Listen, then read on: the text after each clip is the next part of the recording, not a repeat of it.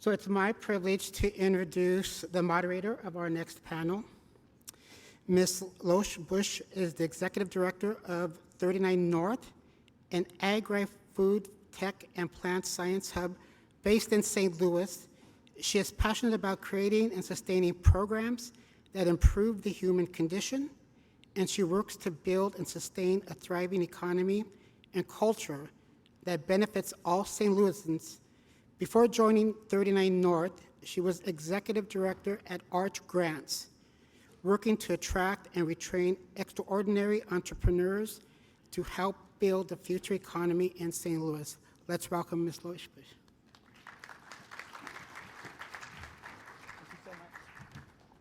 We all go up? Yeah. Thank you so much. Yes, I'd love to invite all of the panelists to join us here.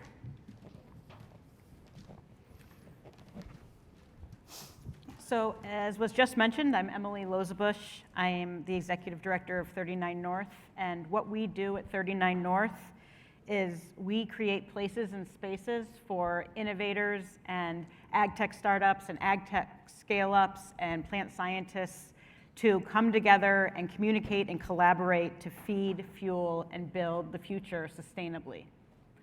So what about that mission brings me to be sitting here today moderating this panel? It's because for any of that to happen, you need innovation in GeoAI and digital ag.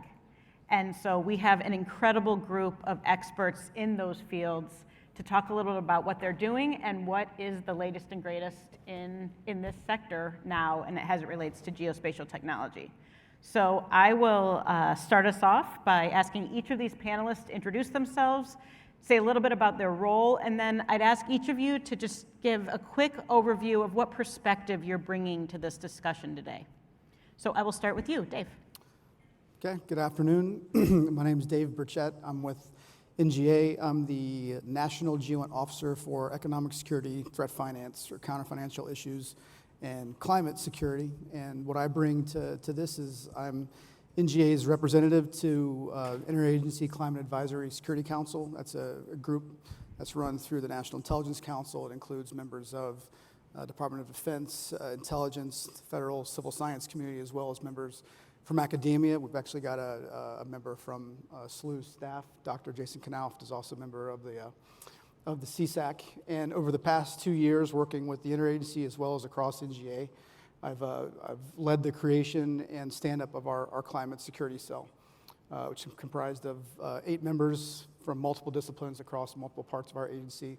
We bring skill sets such as GEOINT analysis, hybrid GEOINT analysis, which is basically a GEOINT analyst with activity-based intelligence background and skills.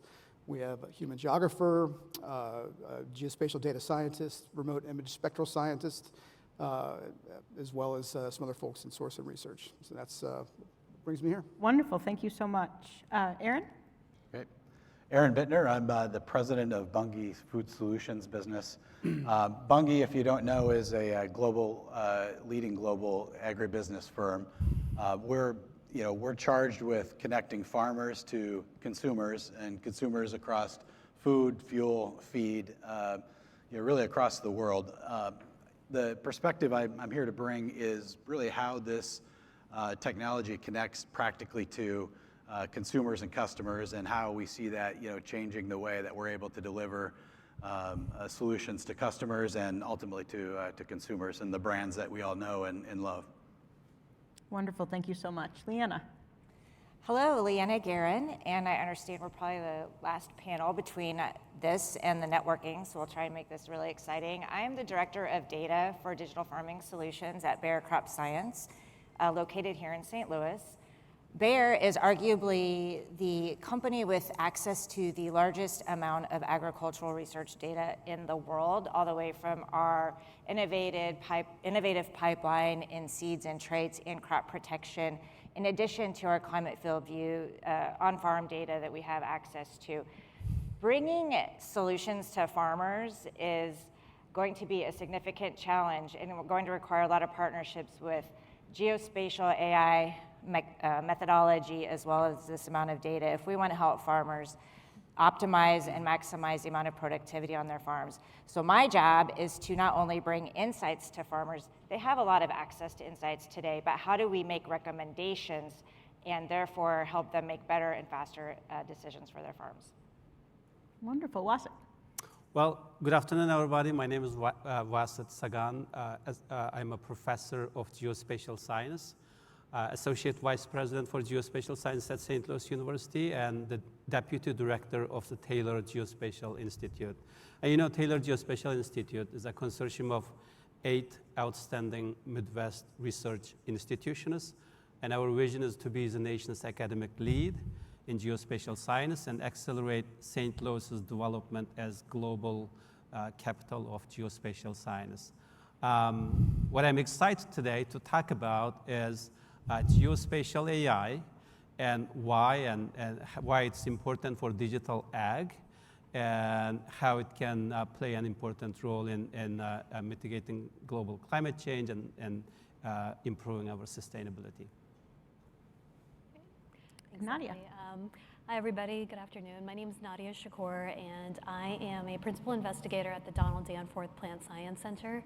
And my research program focuses primarily on how do we leverage ecotech, geospatial tech to really understand the environment and management practices that impact crop yield and crop sort of resilience to the environment. So we have a really good handle on the research side of the genetics. How can we leverage the genetics and use these technologies to better understand the environment is what we work on. So. Wonderful. Well, thank you all so much. As you can see, we have an incredibly experienced and knowledgeable panel. I will start off by asking some questions, but just like has been the case the rest of the day, as you in the audience have questions, please feel free to send. I will be trying to remember to check one of my many technical devices I have up here. But to start us off, and I will, I guess, direct this to you, Vasit, because you kind of started talking about this in your introduction.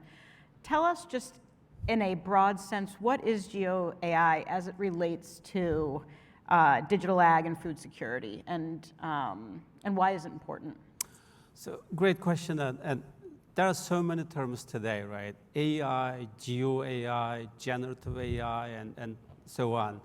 I think it's important to talk about, and Geo AI, a subfield of AI, and which intersects AI and geospatial science, and why it's unique, why it's important, and it's about applying AI algorithms and technologies to geospatial big data, which is coming from satellites, drones, and mobile pings and social media and whatever the data sets that has spatial component.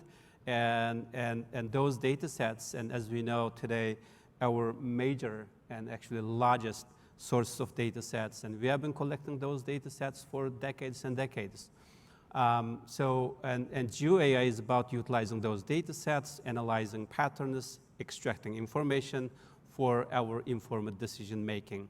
And AI for decades have made numerous advancements, but Geo AI, in my view, is still the rising star, the next big thing in technological developments, because the foundation of that is big data.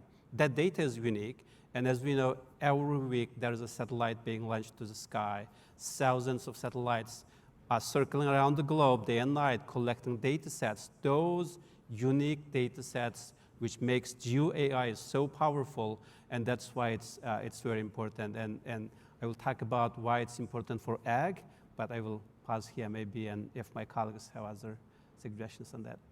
Yeah, that's a really good kind of overview. I know for me, understanding it in practice is always really helpful to understand something really big and broad like that. So Aaron, I'm wondering if you could maybe give some examples of how Geo AI is being applied at scale across agri-food systems even today. Yeah, sure. And I think I represent more the sort of end of the chain, closer to the consumer, as a rep for Bunge here. But when we use this, when we look at it, we think about it in two terms, sort of an offensively and defensively. From an offensive perspective, a big part of our business And a big part of the agri chain revolves around the trading of ag commodities. And in the trading world for ag, or really for any instruments, knowing something that the rest of the world doesn't know is a fundamental differentiator. It's how you make money. It's how you stay in business for 200 years. And as time has gone on, the democratization of data and information has made it harder and harder for firms like Bunge to continue to make money as a trader of ag commodities. But what this brings is really a new sources of insight and information that we can plug into a trading system that helps us understand supply and demand better. And it's everything from being able to count the number of bags of soybeans on a farm in Argentina to being able to predict better what crop yields look like, or how commodities are moving around the world and what sort of quantities. All of that info is getting collected in many different ways now and assimilated into our trading models that help our traders make decisions about how to position us and how to ultimately generate profitability. That's one aspect of it. Probably the bigger aspect, and the one that's really growing more and more for us is more on the defensive side, and that's really about the kind of contract that we have with our end customers. So if you go to the grocery store and you look at the brands up and down the aisles, most of those are our customers, and they expect us to originate, to buy the ingredients that they're ultimately buying from us in the right way. It's not okay to indiscriminately source ingredients anymore, or source commodities. You have to know where it came from, how it was grown, how the people who grew it were treated, and so on and so forth. And we source from about 200 million hectares of growing area around the world. Verifying whether that stuff is being done the right way in a manual fashion is just virtually impossible, right? We just cannot hire enough people, have enough feet on the ground to do that. And Geospatial AI gives us all sorts of tools to monitor for deforestation, monitor for other issues that are of interest to our customers. So it's allowed us to provide some verification and validation to the claims that we are expected to make to our customers about where their ingredients are coming from and whether they meet their standards. That's really helpful, thank you. Nadia, I'll start with you, and this kind of even pulling that thread even a bit further from a global sustainability goals perspective and solving the huge issue of global food insecurity. Can you speak a little bit to the role of GeoAI and Geospatial AI in that? Yeah, sure. So where I really, I guess, see the potential is, the potential of the predictive analytics that's coming online, taking in the large amounts of data that we're collecting from satellites, from in-field sensors, across the board, what we're monitoring across the supply chain, and really pulling it into these predictive models that go back to the farmer, go back to the research, to try and, at the end, how do we use this to use less nutrients? How do we use it to mitigate some of the impacts of climate change? Can we gather all of this big data and transform it into metrics for all sorts of things, whether it's carbon capture or just there's a lot that could be done. So. Can I add a point on that? Please, yes, of course. Sustainability in agriculture, to me, is use less nitrogen input so we can preserve our environment, preserve our water, and at the same time improve productivity, create more yield, right? We have to feed, remember, 70%, Sure. produce 70% more food by 2050, right?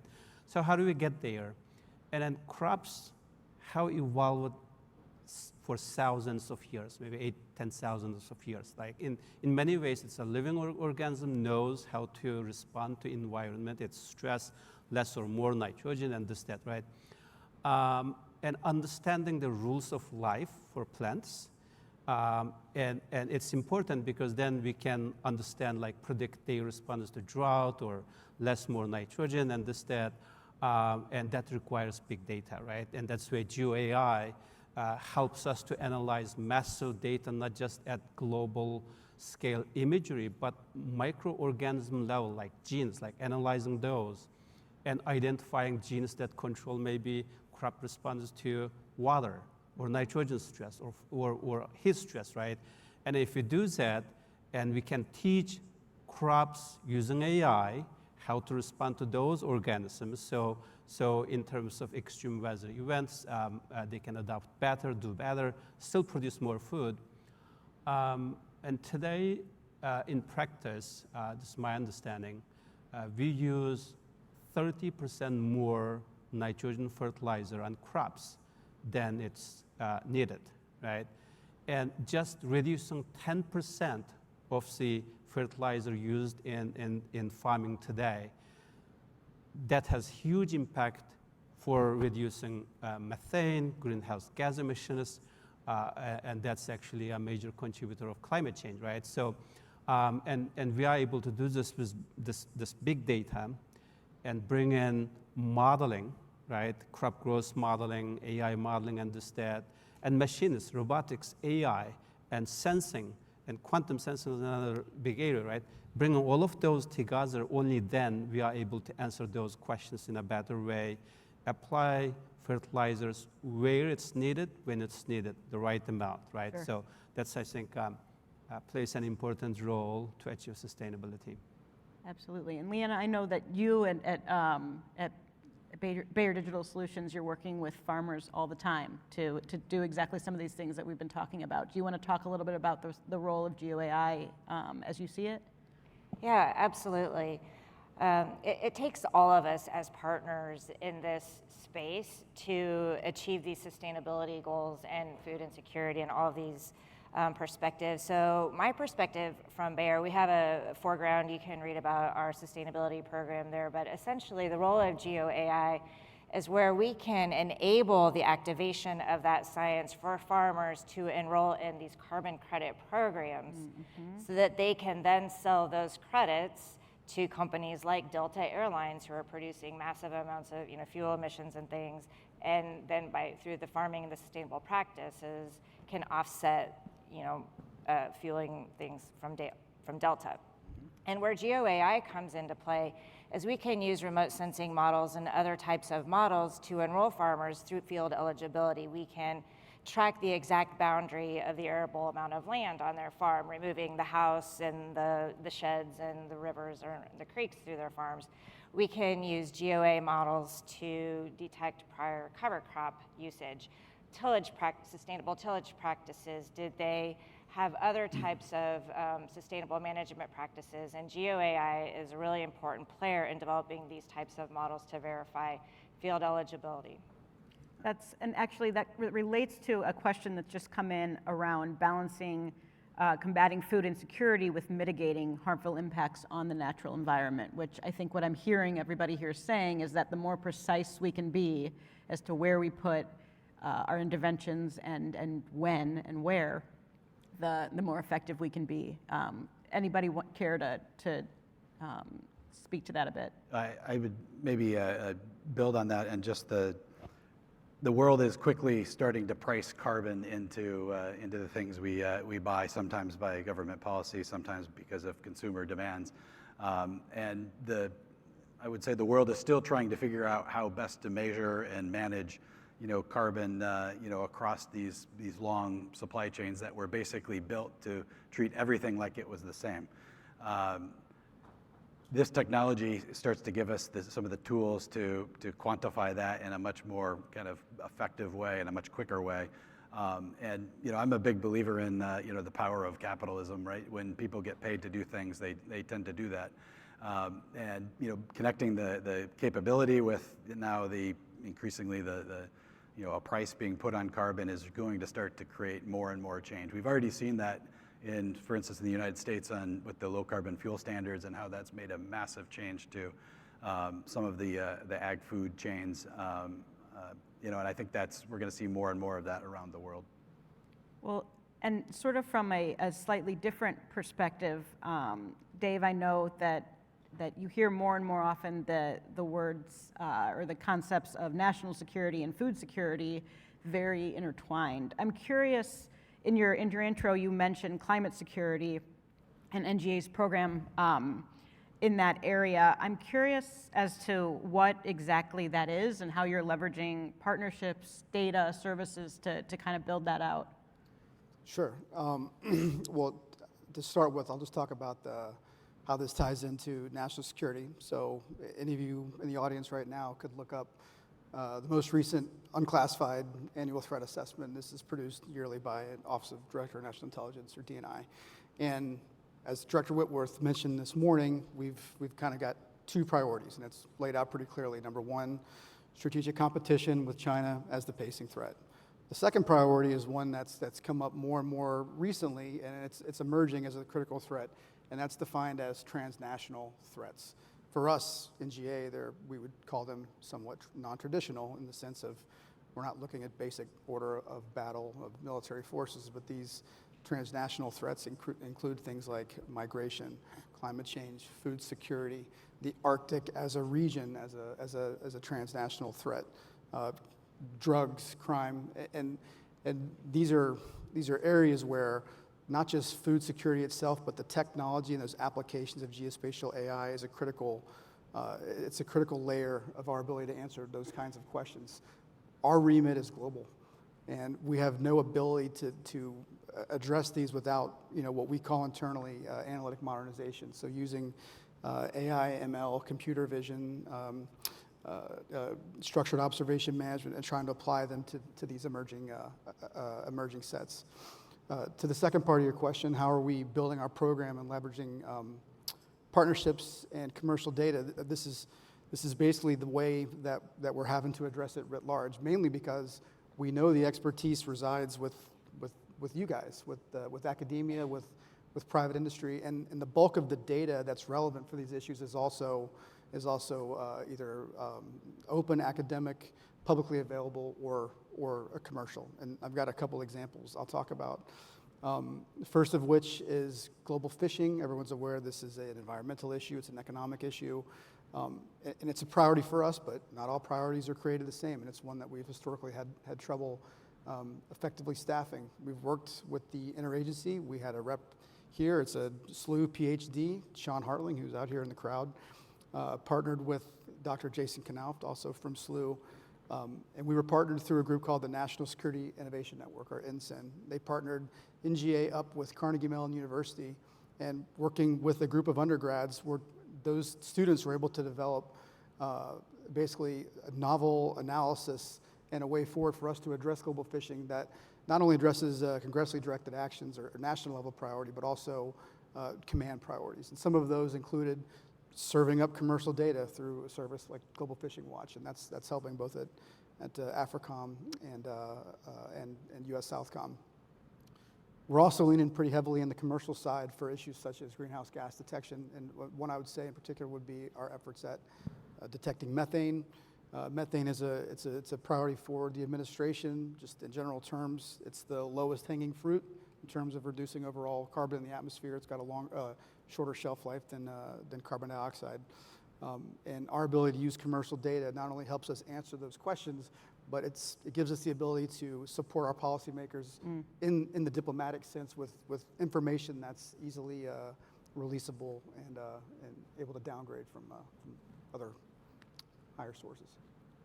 Yeah, that's really interesting. Anybody want to add to that?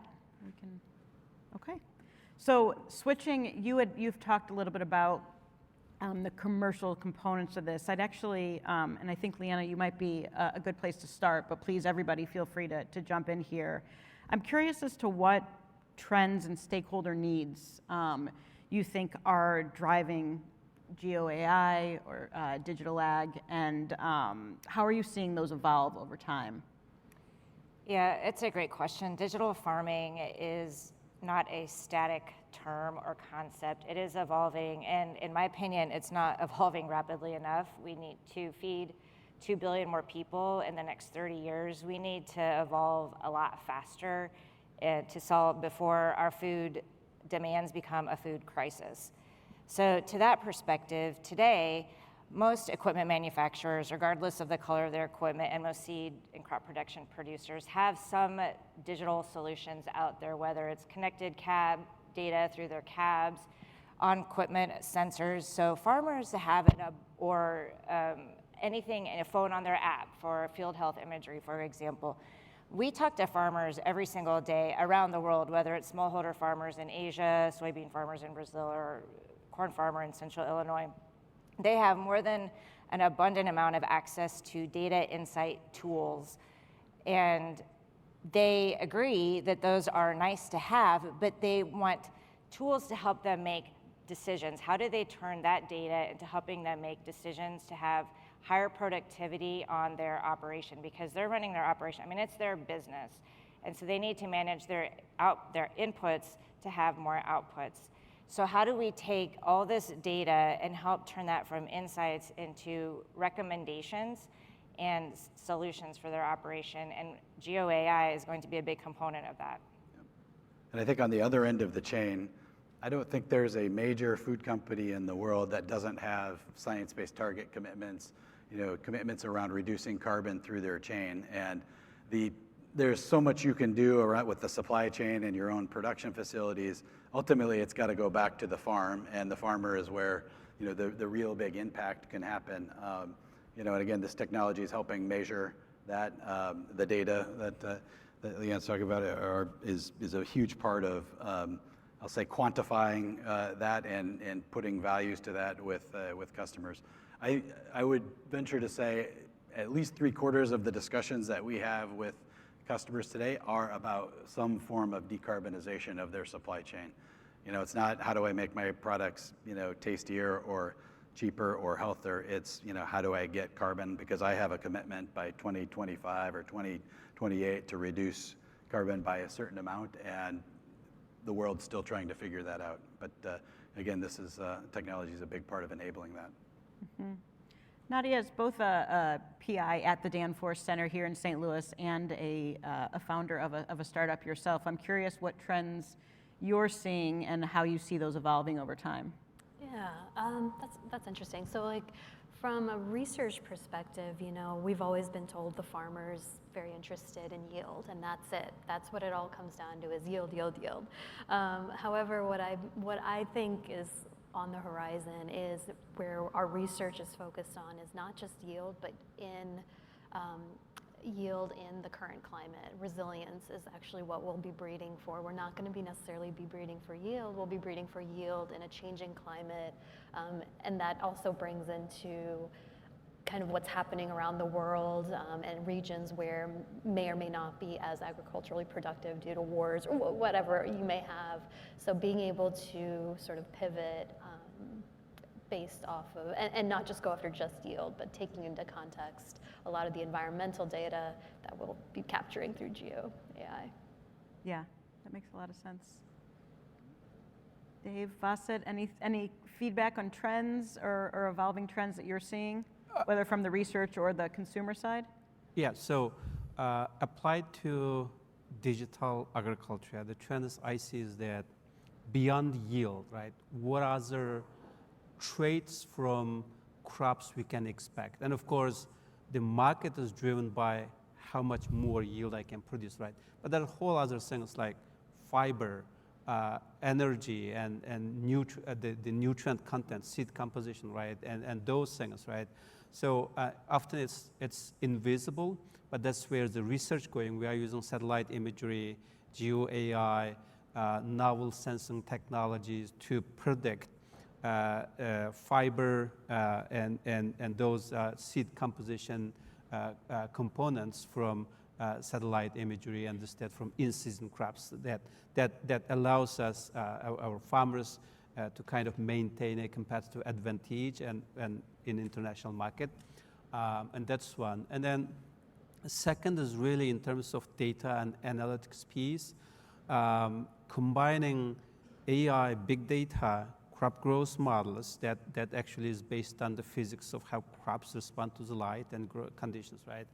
And combining all of those and to improve, predict potential issues in early stage and predicting, yield or this, that, and that's the kind of trend I see in digital ag. Excellent.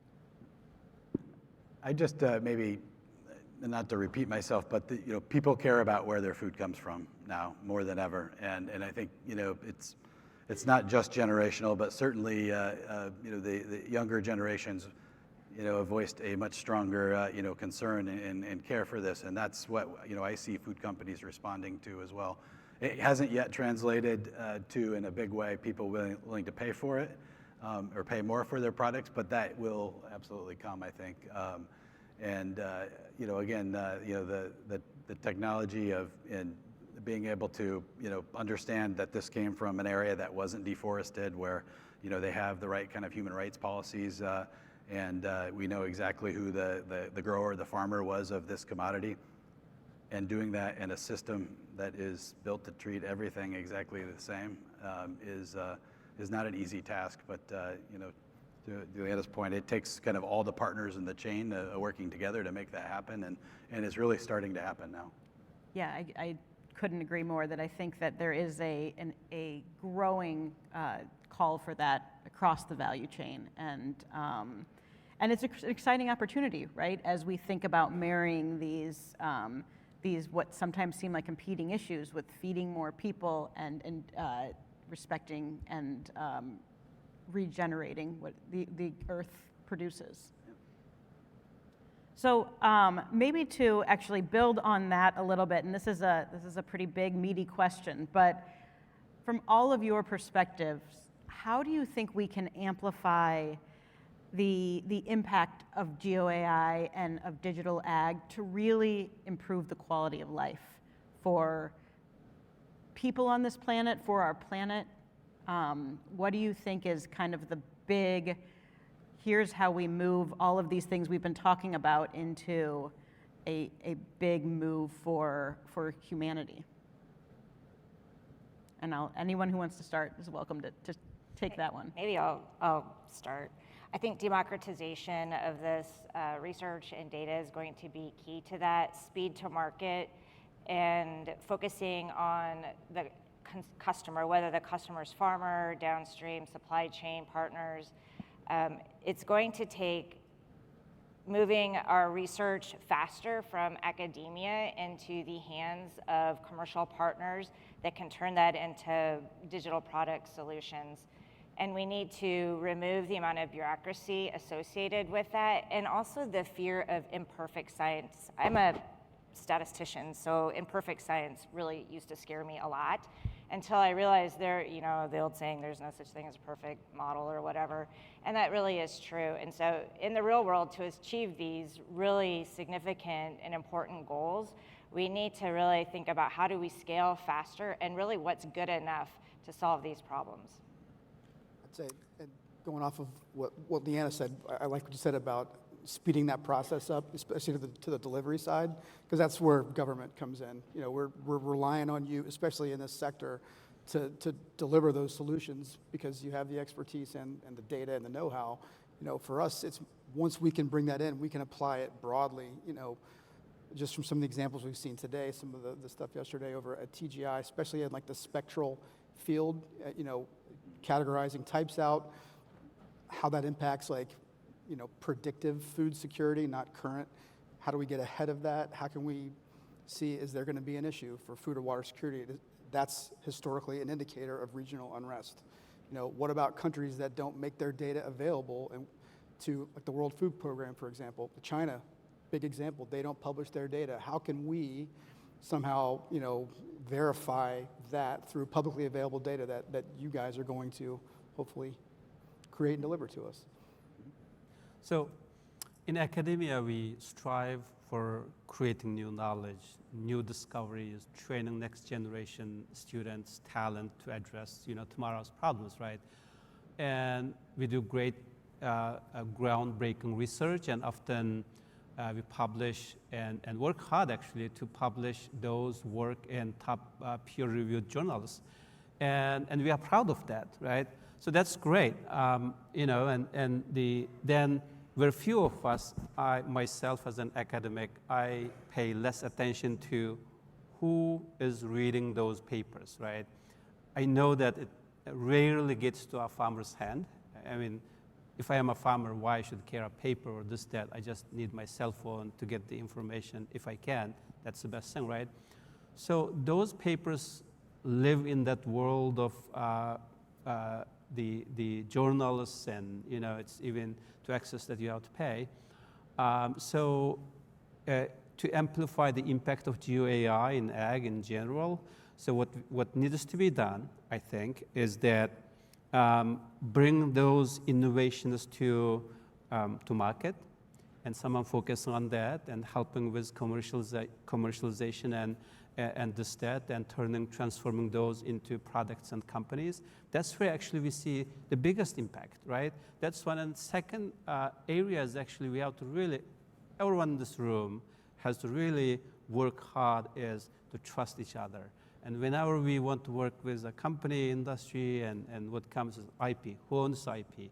And then the fear of, something results from this great research, and 1,000 years later, maybe it turns into a great product that creates trillions of dollars of revenue, and fear of losing that revenue we may see or we may not see in decades down the road. That's another area we have to work on to amplify the impact of GeoAI and ag and in general to improve quality of life for everyone. Yeah, well, building on Vasit's point, some of the most exciting kind of conversations I've had in this field has always been when it's been a collaborative group. It's always when you have that agronomist, the data scientist, the plant scientist, and just kind of talking about, what does it mean for a farmer? Having all of those folks in the room, I think that's where all the magic happens, and keeping the end user experience in mind, like you mentioned. What is that product, or what is the output of all of our work? How does it translate to the farmer? I think is super critical. And then from the company and having a startup in this world where we're trying to take all of this data and make meaningful, advancements in agriculture, realizing that innovation in this space and how we're working right now, it's an iterative process, and it is ongoing, and taking in feedback, learning from each other, I think is, and continuing, persevering as well, I think is going to be very critical in this field. Mm-hmm. Thoughts to add? I want to actually follow up quickly on what you were just saying, Nadia, and say, I'm curious, that iterative, innovative process, there's a number of students that we know that they're sitting here today listening to this and thinking about what their next career may be, or what their career may be in geospatial and ag, and hopefully maybe the nexus of the two. What advice would you give to a student or a person that's thinking about coming into this sector as to what they should be thinking about, and maybe how to make that happen? Yeah, well, two of the things I think really embrace that collaboration. Some of the biggest exciting research you will not be the expert in. You have to pull in experts from different fields to, particularly if you're interested in applied and you want to make that difference, you can't be the only person doing it. You have to have a whole team of people all giving in their expertise. So finding a good group of people that you can work with on your ideas, and then also the fact that it's iterative. You got to keep at it and persevere through it. If you have a good idea, keep getting that feedback and keep refining your goals. That's wonderful. Anybody have anything to add? I mean, I think what's really unique about this panel is we're talking to 5 experts on a global scale, but the Danforth Plant Science Center, Taylor Geospatial Institute, Bayer, Bunge, NGA, all have an incredibly significant presence here in St. Louis. So anybody else, any advice that you would give to a student or somebody who's looking to engage in this in St. Louis? Yeah, I don't think there's ever been a more interesting time, certainly not in the span of my career, to be in food and ag. We're in the midst of just a massive transformation. This is a huge part of it. And as far as St. Louis is concerned, I mean, you can draw a circle around St. Louis, and I've heard different numbers in terms of the percentage of the country's food supply, how much of that comes from that, but it's a huge percentage. This is becoming a very interesting environment for ag food. We've got everything from startups to, big established players like Bunge, and everything in between. And I personally feel like it's an incredibly noble, profession. Food doesn't go out of style. iPhones might, but people don't stop eating. And but the way they're going to eat and their expectations of what they eat are changing massively, and that's what I think makes it such an exciting space. Absolutely, Dave. I'd say, so I did the bulk of my career in the DC area and then a little bit overseas, and I've been in St. Louis for just over 3 years now. And from what I've seen so far, it's a really unique setup here of the government, private, academic interaction. It wasn't this way, to my experience, working in a national capital region. And I think it's a really good thing to take advantage of. And these kinds of issues, these, as I mentioned, transnational issues, food, water, climate, migration, they're really great ways to partner with NGA. And we're always looking for ways to engage, to bring in additional content capability and operationalize what you guys can all provide for us. All right, and I have these giant counting down numbers are telling me we only have 40 seconds left, but we started a few minutes late, so I am going to take the liberty of giving us just maybe one more minute to just quickly go down the line. I always think that in this type of panel discussion, there's something that, at least when I'm on that side of it, I always wish I would have gotten a chance to say and didn't, is that what do you want to leave this group with as we close out this panel and this incredible day that everybody's experienced? And whoever looks at me like they know what they want to say, I'll start with. Go ahead, Leanna. I'll go ahead. Oh, I'm sorry. Yeah, I'll go ahead and start. Know your why. What are you passionate about? But be able to articulate why you're passionate about that. You have your technical skills, and that's great, but what problems are you trying to solve, and why are they important to you? And be able to communicate that to your peers, your stakeholders, your potential employers. Vasit? Well, whatever you do, do it with passion. As my student in the previous session, Kyer, talked about, and be persistent, right? And then whatever the technology, Geo-AI, AI, computer science, whatever you learn, geospatial science, it has to solve a problem. You have to have a mission. And digital ag, it's about AI, robotics, or can be something totally different, right? At the end, whatever we do, whether it's a food security issue, national security issue, or preserving the environment, you have to have a mission, passion, and be persistent. I love that. Nadia? Well, I actually don't know how many folks in the audience are ag or have known about ag or the potential use of AI in ag, and I would just want to say, please think about it. We could really use really smart people. The application of these technologies is just mind-boggling. I learn about it every day, and your sort of expertise and knowledge applying it towards such a critical, important problem that we're all facing, our food security, climate change, all of that good stuff. So as you guys are working on your own programs, maybe kind of think about ag and plant science. Food and ag is a sexy business, and I think you'll be the life of the party if you join food. As you said, everyone eats. Yes. I'd just say this is an exciting, it's an exciting career field, GEOINT for these types of missions. And we've talked a lot today about STEM, but there's a lot of room to be creative and deliver solutions that haven't been delivered before. So take advantage, take chances, and take risks. Wonderful. Well, I can't think of a better message to leave on than that. So thank you all so much. Thank you to SLU for hosting us. And please, we'll all be available if you have questions afterwards. Thanks. Thank you.